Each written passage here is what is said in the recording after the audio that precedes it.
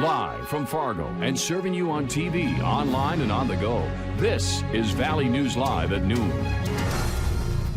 Hi, everyone. Thanks for joining us for your News at Noon. I'm Rosa Skivitz. With it being the 4th of July, many of us are wondering what the weather is going to be like before we begin our celebration. Taking a live look outside right now, the sun is shining and it looks like it's turning into a nice day. That's great. Let's check in now with meteorologist Lisa Green. Yes, looking brighter out there, feeling warmer too. Just a really nice way to start our afternoon on the 4th of July. We had some clouds and some rain earlier on this morning. That rain has moved on and more of those clouds have broken up. So Fargo again getting some sun, a good portion of the valley. There are some places that are still a little bit more cloudy up by the Red Lake area and down to the southwestern part of our viewing area here this afternoon. But overall, a lot of us getting in some sunshine now that the rain has moved on. Expanding the view, there's some big thunderstorms crossing the I-94 corridor around St. Cloud right now. Those are lifting to the northeast. And then we're looking out west for our next potential round of rain. There's some rain over by Rapid City and in western North Dakota there. We are likely to see maybe a few more rain showers moving through this afternoon and tonight, but overall the risk for storms, stronger storms, is south of us into South Dakota, southern Minnesota and beyond. Taking a look at our temperatures, it's 73 now in Fargo, 71 in Grand Forks, and for your afternoon expect some partly cloudy skies with a high of about 78, though we are warming up nicely. I wouldn't be surprised if we hit 80 in Fargo. We'll talk more about that slight chance for a little rain coming up in your hour-by-hour planner and a look at your fireworks forecast for tonight, too. All right. Thank you, Lisa. A man is in jail after an early morning crash in South Fargo that pushed over a power pole. It happened shortly after 2 a.m. at 25th Street and 17th Avenue. An SUV hit the pole and moved it quite a bit.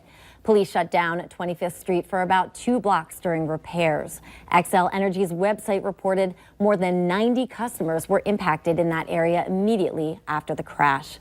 Officers say the driver ran off, but they later arrested 33-year-old Mohammed A. Mohammed of West Fargo for DUI, DUI refusal, resisting arrest, duty upon striking fixture, and no insurance. Police say Mohammed had minor injuries from the crash. Americans hitting the highways this 4th of July can expect to pay about 10 cents less per gallon of gas compared to last year. Although the price of gas has increased 7 cents to $2.73 per gallon in recent weeks, the national average last July 4th was $2.85 per gallon.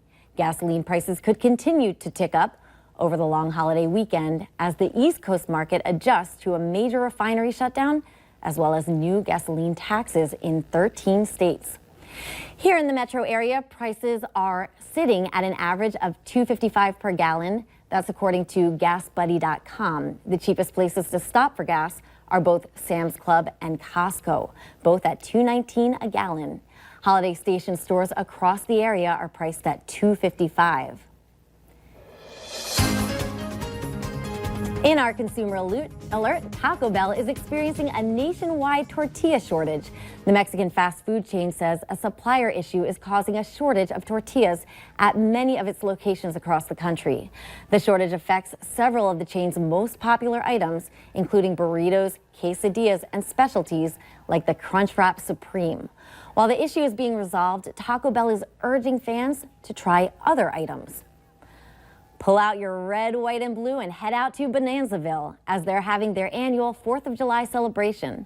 The parade will begin at 2 this afternoon, and there will also be horse-drawn wagon rides, bounce houses, live historic demonstrations, and more. The night will end with a fireworks show, which will begin at 10:30 p.m. to all ages, with admission being $12 for adults, $6 for kids ages 6 to 17, and free for kids 5 and under.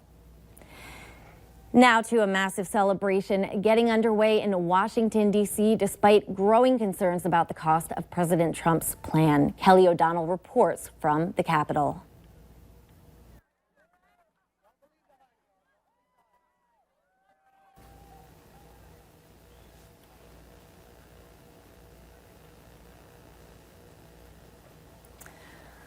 We have had a technical difficulty, so we are going to move on. The Salute to America that we were just talking about at the Lincoln Memorial is set to start at 6:30 p.m. Eastern Standard Time. But right now, the National Independence Day Parade is underway.